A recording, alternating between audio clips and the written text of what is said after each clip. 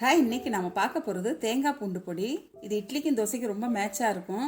இந்த பொடியை சாத்தோட நீவிட்டு சாப்பிட்டாலும் நல்லா டேஸ்ட்டாக இருக்கும். இந்த பொடியை எல்லா பொரியலையும் இறக்க புகையில் தூவிட்டு இறக்கணும்னா இன்னும் ரொம்ப நல்லா இருக்கும். ஃபஸ்ட்டு தேவையான பொருள் என்னென்னு பார்ப்போம். பூண்டு 5 பல், மிளகாய் 10,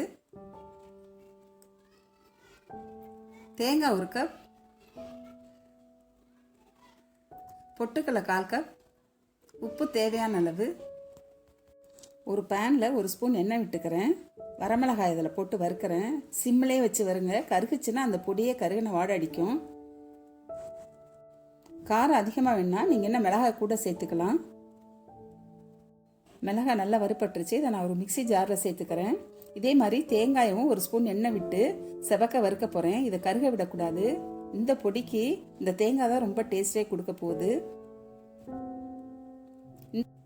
வறுத்த தேங்காய் மிக்சி ஜாரில் சேர்க்குறேன். எடுத்து வச்ச பூண்டையும் எண்ணெய் ஊற்றி நல்லா வறுத்துக்கிறேன். வதக்கின பூண்டையும் மிக்சி ஜாரில் சேர்த்துக்கிறேன்.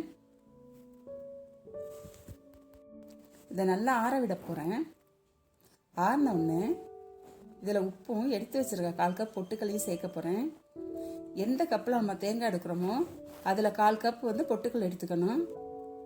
இதை நல்லா குறப்பாக அரைக்கணும். இது 1 வாரம் கூட நம்ம ஃப்ரிட்ஜில் வச்சு யூஸ் பண்ணலாம். இதில் தண்ணி கலந்து தாளிச்சோம்னா சட்னியாக கூட யூஸ் பண்ணிக்கலாம்.